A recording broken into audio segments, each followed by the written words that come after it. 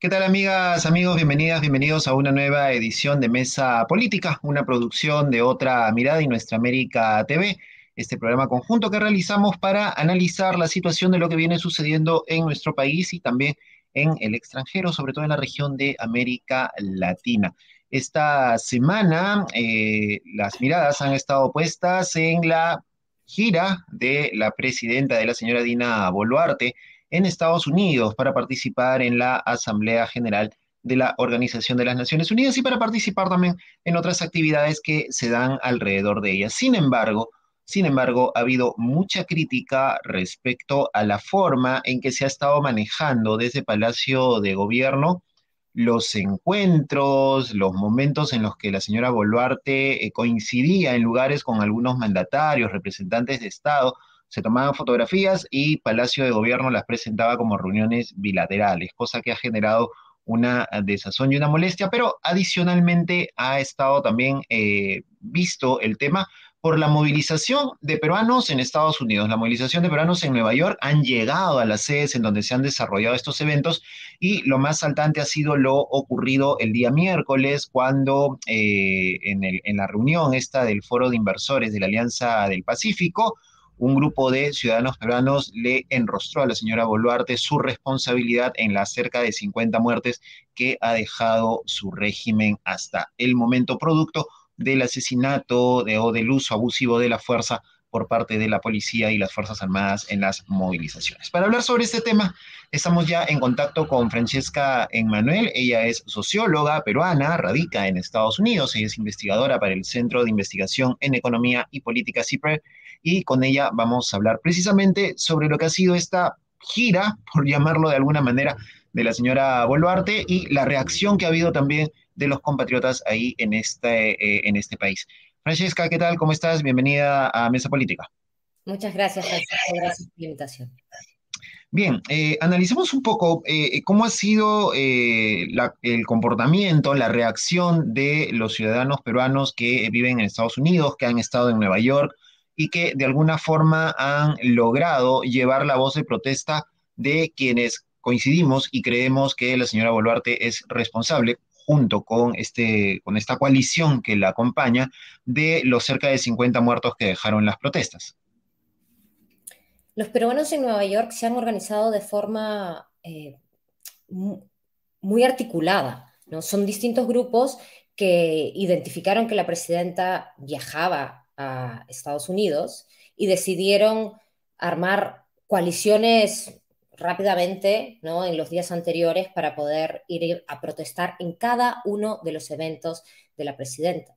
Desde que ella llegó hubo protestas. Y estas protestas han participado una serie de compañeros que han viajado desde las afueras de Nueva York.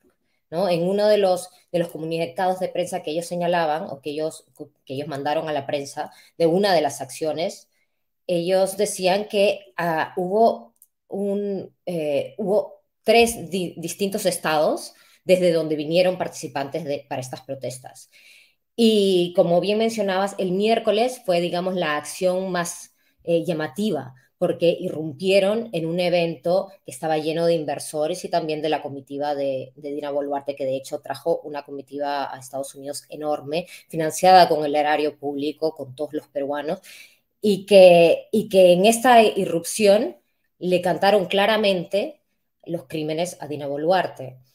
Entonces, ha sido una articulación de mucho esfuerzo. La mayoría de estos peruanos que se han movilizado son gente de clase trabajadora aquí en Estados Unidos. Muchos no pudieron ir a las protestas que se realizaron durante la mañana porque estaban trabajando y otros pidieron recesos en el trabajo, permisos para poder acudir a las protestas.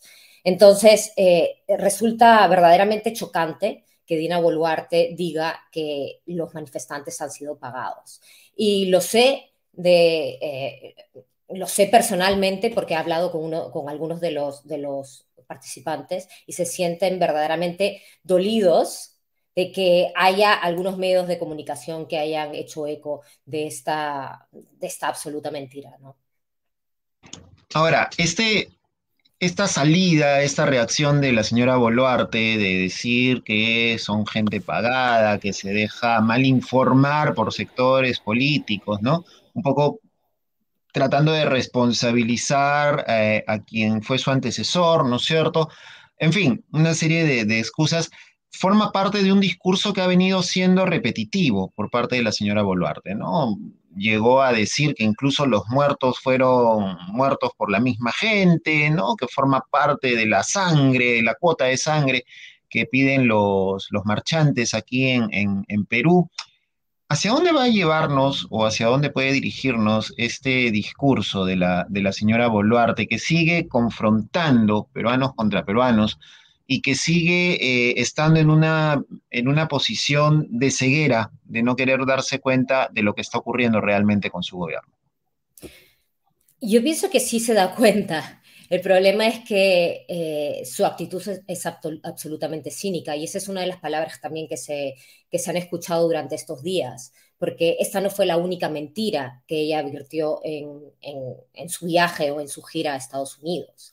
Su discurso frente a la Asamblea General de Naciones Unidas estuvo abarrotado de falacias, de contradicciones absolutas que no tienen absolutamente nada que ver con cómo se ha estado desarrollando su gobierno. Habló de pacificación, cuando tienes protestas casi cada 2 semanas. Habló de apoyo a la lucha contra el cambio climático, en el mismo momento en el que compañeros peruanos, pescadores, estaban siendo atacados, reprimidos por la policía con perdigones, simplemente porque estaban exigiendo su derecho a poder recibir la compensación que les es un derecho por parte de Repsol y que el gobierno peruano debería estar exigiendo y garantizando que así sea. Entonces, siento que Dina Boluarte está utilizando esta narrativa porque se da cuenta que hablar sobre la realidad puede ser para ella más doloroso, pero lo cierto es que durante un tiempo podíamos ver a los medios de comunicación internacionales que daban cuenta de estas mentiras, ¿no? De forma relativamente dudosa, ellos pensando que en algún momento se iban a presentar las evidencias de que había manifestantes que estaban implicados en grupos terroristas o que estaban financiados por el exterior, pero yo creo que ya después de tantos meses es clarísimo y para cualquier persona que esté siguiendo medianamente los acontecimientos en el Perú, es clarísimo que todo lo que ella dice son mentiras. Lo que resulta sorprendente también es que ella repita la misma narrativa que repite en el Perú. Es una manera osadísima, ¿no? Que ella le diga estas mentiras a figuras políticas y a inversores que siguen a pie juntillas la geopolítica. Eh, Pienso que ha sido totalmente mal asesorada y pienso que este viaje o esta gira ha sido absolutamente mal asesorada. No solamente da cuenta de que los funcionarios en el Perú son protodelincuentes, sino también que son unos incompetentes. Y eso es lo que hemos visto en los últimos días. Además de eso, el tema de la poca aceptación o en todo caso la poca participación que ha tenido de reuniones bilaterales, ¿no? O de encuentros con otros mandatarios o representantes de otros países, a diferencia de mandatarios que en otras ocasiones han tenido estas reuniones. O sea, yo revisaba un poco las reuniones anteriores y me atrevería a decir que incluso Alberto Fujimori en su momento tuvo mayor presencia internacional que la que pudo haber tenido la señora Boluarte. O sea, ¿de qué estamos hablando en este momento con relación a la legitimidad del gobierno de la señora Boluarte, tanto en el Perú como a nivel del extranjero? Yo leía hoy o ayer precisamente un artículo refiriéndose a esta soledad que ha tenido Dina Boluarte en el marco de las Naciones Unidas y decían que el Perú estaba aislado. Y yo siento que no es necesariamente aislada la palabra o aislado, sino paria. El Perú es un paria, porque hay países que están aislados. Por ejemplo, Cuba está aislado por parte de los Estados Unidos, ¿no? Tienen un bloqueo de décadas y no se reúnen, ¿no? Abiertamente con Cuba. Pero Cuba tiene el apoyo de otros países, ¿no? Mientras el Perú está absolutamente paria. Nadie quiere reunirse con Dina Boluarte. Incluso Guillermo Lasso, que es un presidente que está saliendo a puertas de salir del Ecuador, que Y en ha medio de el en medio de un Congreso conflicto político duro también, ¿no? terrible, terrible, que Ujú, tiene índices de aprobación similares a los de Dina Boluarte. ujú. Él ha tenido muchísimas más reuniones con otros mandatarios que Dina Boluarte. Entonces ya no es solo aislación o aislamiento a nivel internacional, sino es también repudio. El repudio que sienten los peruanos se está trasladando a un repudio también a nivel internacional, porque nadie quiere juntarse con un gobierno no solamente que ha asesinado a 50 peruanos indígenas y residentes en sectores rurales, sino que además miente y dice que no lo ha hecho, sino que además no impulsa los mecanismos para poder realizar verdaderamente esas investigaciones. Entonces, eh, eh, a mí personalmente me parece que estos días han sido muy positivos para la lucha del pueblo del Perú. Ujú. Ha sido un fracaso absoluto para los propósitos del régimen, pero ha sido un éxito para las voces del Perú que están exigiendo que Dina Boluarte renuncie ya. Ahora, esta movilización que ha habido en estos días y toda esta organización y todos estos sucesos que han venido ocurriendo desde diciembre del año pasado, ¿cómo se están reflejando allá en Estados Unidos, tanto desde el punto de vista de la sociedad civil como desde la mirada gubernamental? También porque hay que ser, hay que ser sinceros, mucha de la actuación política en nuestros países no reacciona si es que no hay cierto respaldo también del régimen estadounidense. ¿Cómo se está viendo en este momento allá en Estados Unidos, desde la sociedad y desde lo gubernamental, la situación del régimen de Boluarte? Mira, definitivamente Estados Unidos ha sido el país que principalmente ha respaldado al régimen de Dina Boluarte.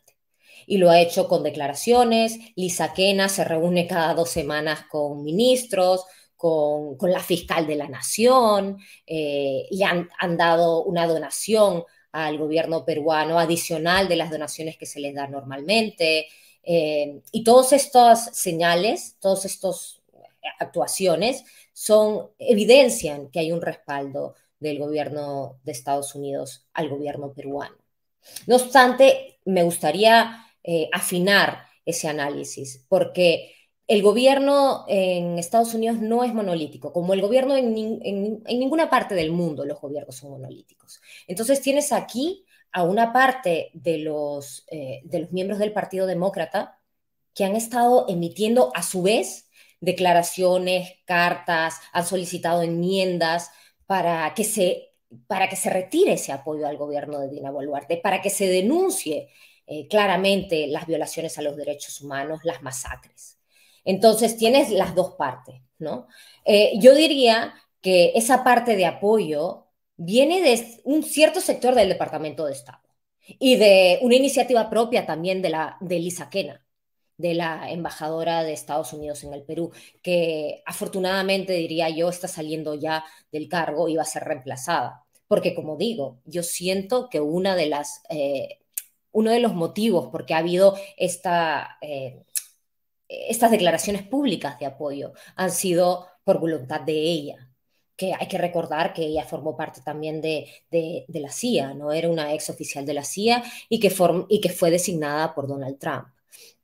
Entonces, me gustaría luego, si quieres, ahondamos en cuáles son esas acciones de los sectores del gobierno de Estados Unidos o del Congreso de Estados Unidos que están denunciando al gobierno de Perú y están también planteando medidas concretas para que se pueda llegar a una justicia y para que los peruanos podamos reconstruir nuestras Ujú. instituciones y llegar a una democracia, porque en este momento no estamos en ello.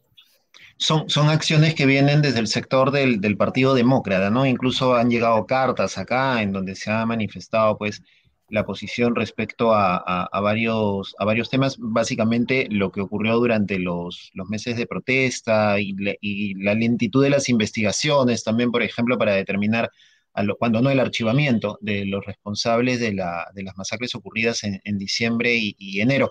¿Qué otras acciones más se han estado dando desde este sector del Congreso de los Estados Unidos? Mire, en enero, como bien mencionas, durante las protestas hubo una carta que fue firmada por 21 congresistas que solicitaban la suspensión del apoyo en seguridad de Estados Unidos al Perú, que son alrededor de 48 millones de dólares, ¿no? Y luego, en julio, hubo la propuesta de una enmienda por la congresista Alexandria Ocasio-Cortez, y esta enmienda solicitaba que la Ley de Presupuesto Nacional de Defensa de Estados Unidos suspendiera los fondos hacia el Perú y exigía que los fondos debían estar supeditados a que en el Perú hubiese elecciones, a que en el Perú hubiesen unas verdaderas investigaciones. Luego hubo una carta en agosto que la firmaron 15 congresistas, entre ellos una figura muy importante del Comité de Relaciones Exteriores del Congreso, Joaquín Castro, y que solicitaba no solamente lo anterior que te digo, sino también la suspensión de los ejercicios conjuntos que estaba realizando en ese momento Estados Unidos con el Perú, porque ese es otro de las señales de apoyo, ¿no? Si te acuerdas.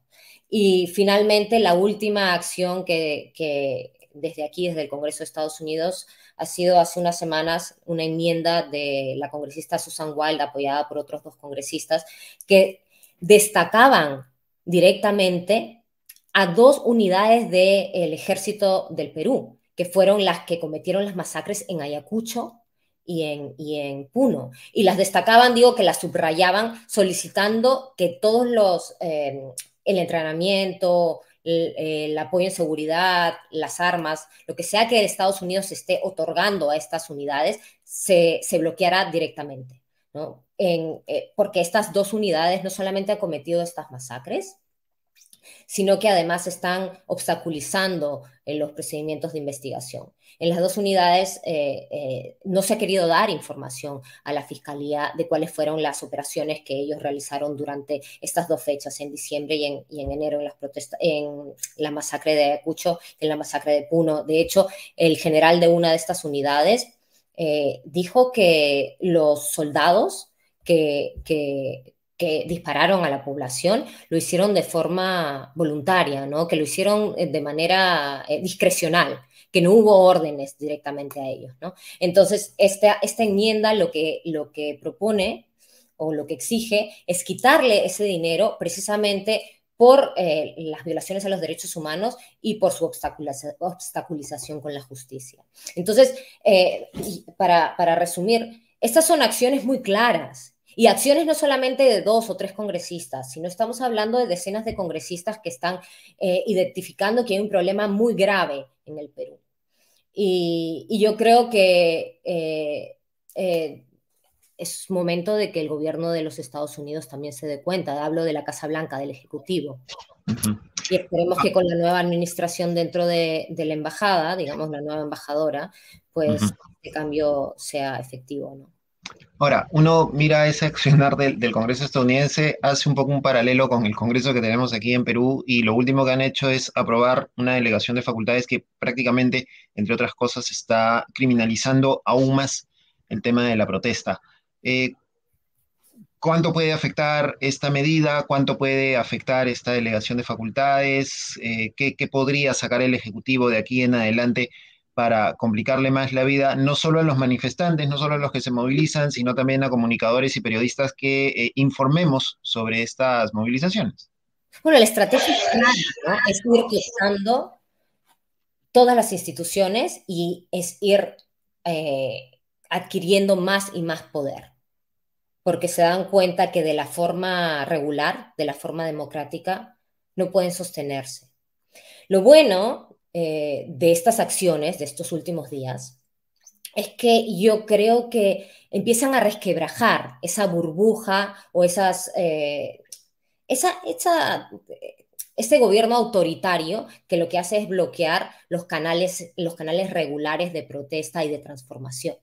Porque lamentablemente al día de hoy no nos quedan muchos canales regulares de cómo exigir que se, eh, que los derechos humanos sean protegidos, que el derecho a la justicia sea garantizado. Entonces son estos actos simbólicos, estas protestas, estos scratches, los que en efecto tiene la población para poder incidir en el futuro del país.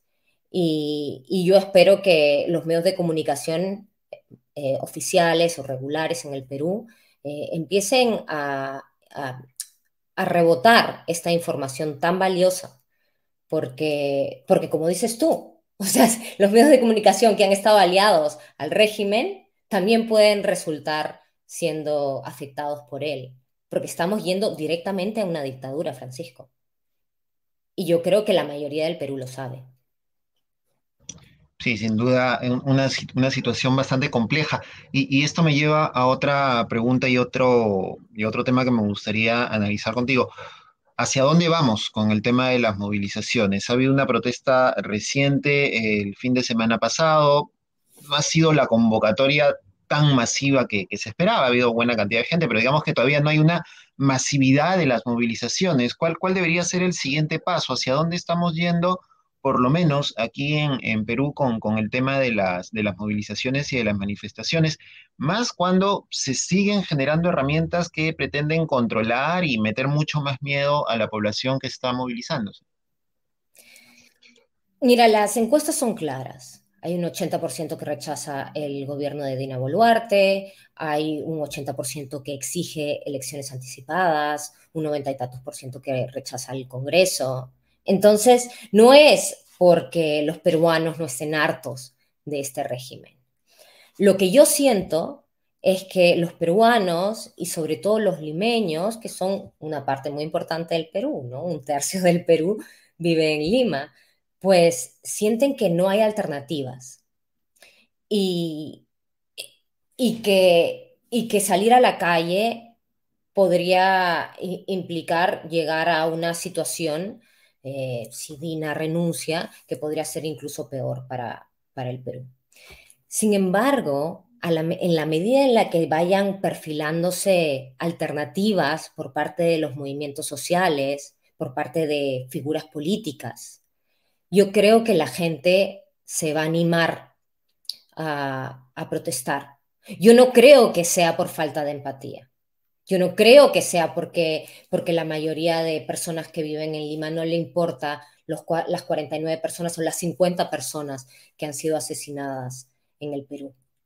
Yo creo que es porque sienten que no tienen seguridad respecto al futuro y que conforme se vaya haciendo política, conforme se vayan identificando, como te digo, alternativas o figuras políticas que puedan refundar el país, que puedan entrar en una transformación o en una reforma real de la política en el país, de la democracia peruana, pues la gente va a salir a la calle. Y yo creo que no estamos muy lejos de ello. La otra cosa es también que los cauces institucionales del sistema de partidos son terribles y necesitamos que haya partidos probos. Y en este momento no hay ningún partido probo inscrito. Me parece que son 14 o 16 y todos son partidos con nombres y apellidos de gente que los han inscrito por sus intereses personales o son y bueno, la mayoría son de extrema derecha, ¿no? Uh -huh. Entonces se tienen que dar esa confluencia de factores, yo creo que para que la gente salga de manera más masiva a la calle.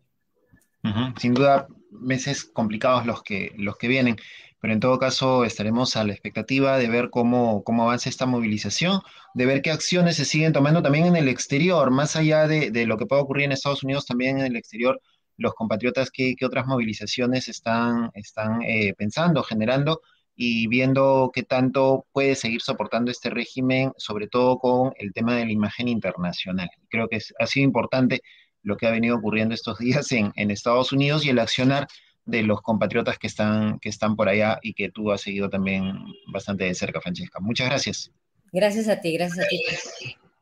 Francesca Emmanuel estuvo con nosotros, ella estuvo dialogando aquí en Mesa Política de Otra Mirada y Nuestra América TV, socióloga peruana que radica en Estados Unidos, para conversar precisamente sobre esta última visita de Dina Boluarte hacia los Estados Unidos y las movilizaciones que han habido y lo que va a ocurrir en el futuro. Recuerden que pueden encontrar esta emisión en las redes sociales de Otra Mirada y Nuestra América TV y como siempre también a través de las respectivas páginas web. Nosotros nos encontramos en una próxima edición.